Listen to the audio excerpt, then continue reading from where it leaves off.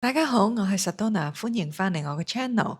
我哋一齊嚟睇下近期有咩娛樂新聞。獨立歌手 Tyson Yoshi 新歌《追 Chasing the Wind》微電影最近上架之後，引起網友熱烈討論，尤其係對游學修同張文傑嘅演出，更加係有讚冇彈。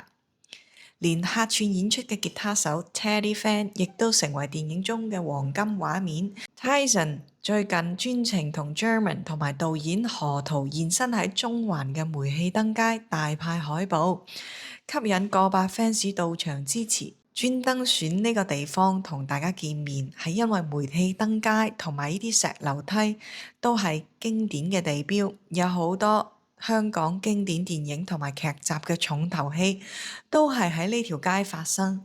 雖然今次我哋喺電影當中冇辦法喺呢度取景，覺得有啲可惜，但係可以喺呢度舉辦 fans 見面會，亦都別有一番風味。向來貼地嘅 Tyson 認為落區舉行分享會，遠比籌辦 fans meeting 更加有意義。佢話最近天氣轉涼啊，依然有唔少 fans 專程嚟到戶外聽我哋講經。咁多謝大家嘅支持，佢都好 enjoy 呢種近距離嘅交流。比起淨係影相合照簽名更加有意思，起碼大家可以通過作品可以傾下，了解大家嘅觀點同埋角度，自己亦都帶到唔少嘢落袋。Tyson 表示啊，呢出電影推出之後，自己有逐一細睇所有網友嘅留言。佢話印象最深刻嘅係有人認為我嘅演技有改善嘅空間，我自己都係咁認為，所以亦都有打算要進修。希望下次可以做得更好。期間 Tyson 回答 fans 嘅提問時話，原本今集 YT 周欣婷嘅戲份甚重，可惜一連4日嘅拍攝行程啊，因為颱風要延期，所以淨係拍咗2日，導致佢嘅檔期冇辦法配合，所以最後冇辦法，只能散咗對方嘅戲份啦。對於 fans 追問林家謙喺舊年演唱會上面送嘅結婚禮物幾時面世，Tyson 就話林生送嘅結婚歌要等等先。原本佢叫我自己做埋剩低嘅部分，但係我唔想，我想同佢一齊寫埋呢隻歌，所以應該要再等一段時間。大家可以聽住其他新歌先，陸續有嚟啊！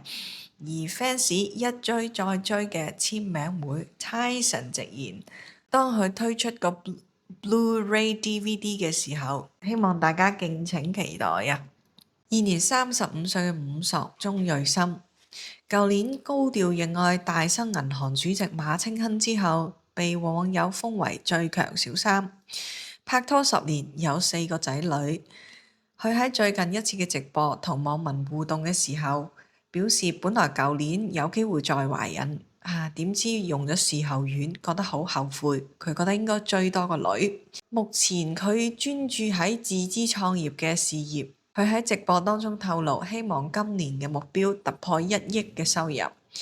至於佢話生育計劃，其實好想追多個女，更加大串網友，有錢人就係咁，想生幾多都得。伍索嘅直白同埋自信引起咗唔少嘅熱議，有啲人覺得佢好串，好唔抵得，但係有啲人就好 buy 佢喎，所以黑紅都係紅。近年嚟基本上喺內地發展嘅陳小春，憑住多部綜藝節目同埋大灣區哥哥嘅形象，持續喺內地吸金。有網民爆料啊，喺東方衛視春晚嘅彩排現場，見到陳小春帶埋老婆應采兒以及2個仔 Jasper 同 Hoho 全家總動員現身。據報料稱，陳小春一家4口將喺大年初一參加東方衛視春晚。呢個唔單止係陳小春屋企一家人嘅春晚首秀啊！陳小春自從參演內地綜藝節目《披荊斬棘嘅哥哥》同埋《大灣仔的夜》之後，演藝事業迎嚟出第2春。為咗方便照顧個仔同埋屋企人，陳小春同應采兒舉家移居上海多年，應采兒亦都坦言希望個仔可以接受更加好嘅教育。希望佢哋可以考到清華、北大。Netflix 人氣戀愛實境 show《單身即地獄》近期好紅啊！喺全球非英語節目入邊排行第2名，無論收視、口碑、話題都高居不下。其中當中紅咗嘅有一個女性參賽者叫做田徑 Karina 金敏智，亦都係引發大家對佢進行持續嘅討論啊！好多網友啊封佢為呢個 show 嘅新一代人氣王。咁我哋嚟一齊睇下呢個田徑 Karina 金智敏佢嘅具體嘅情況哈。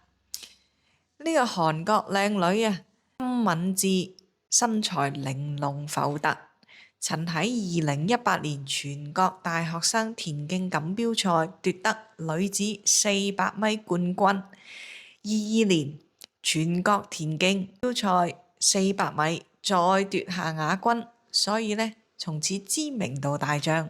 金敏智嘅外形啊，神似韓國女團隊長 Karina 劉知敏，所以人哋就封佢為田徑 Karina。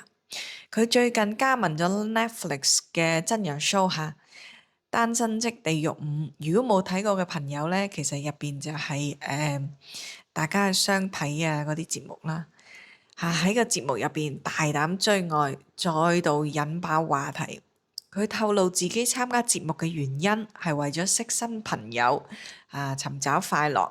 咁佢喺當中表現呢就係好真誠坦率，咁就收穫咗無數嘅粉絲。根據 Netflix 官方網站1月28號公佈嘅數據，該節目開播第一週收視人數就達到460萬，位於全球非英語電視節目收視率排行榜頭10名嘅第2位。進入前10名嘅國家包括韓國、日本、印尼、新加坡、菲律賓、巴西、智利同埋澳洲。台灣藝人大 S 舊年2月2號喺日本病逝，終年48歲，長眠於新北市金寶山玫瑰園。其丈夫具俊曄好難走出喪妻之痛，經常去到墓地陪伴亡妻。喺佢逝世滿1週年之際，由具俊曄親自設計嘅紀念雕像喺今日下晝舉行揭幕儀式。台媒報道，大 S 嘅丈夫具俊曄同埋大 S 嘅屋企人 S 媽拖住具俊曄嘅手抵達現場。小 S 着住黑衫，戴住墨鏡，喺老公許亞軍嘅陪同之下低調現身。大 S 嘅紀念雕像身着飄逸洋裝，紮住公主頭嘅髮型，戴住蝴蝶結，做工好精緻。S 媽同小 S 忍唔住摸下個雕像。小 S 致辭嘅時候，再次多謝大 S 嘅陪伴。大 S 嘅生前好友今日喺金寶山齊聚，氣氛溫馨感傷。周渝民、言承旭等人亦都低調現身，共同紀念大 S。57歲嘅知名音樂人袁惟仁小柏出道咗34年，係歌手，亦都係製作人、作曲、填詞，代表作有好多。無奈8年之前病倒之後，一直喺屋企休養。舊年又傳病情惡化，據悉佢喺今早與世長辭，嚟唔切同屋企人共度春節。袁惟仁2018年10月嘅時候飛上海錄節目，期間唔小心喺間房度跌倒，引發腦出血，一度陷入昏迷。送院急救之後，又發現個腦有生腫瘤，經手術治療，昏迷咗62日先清醒脫離險境。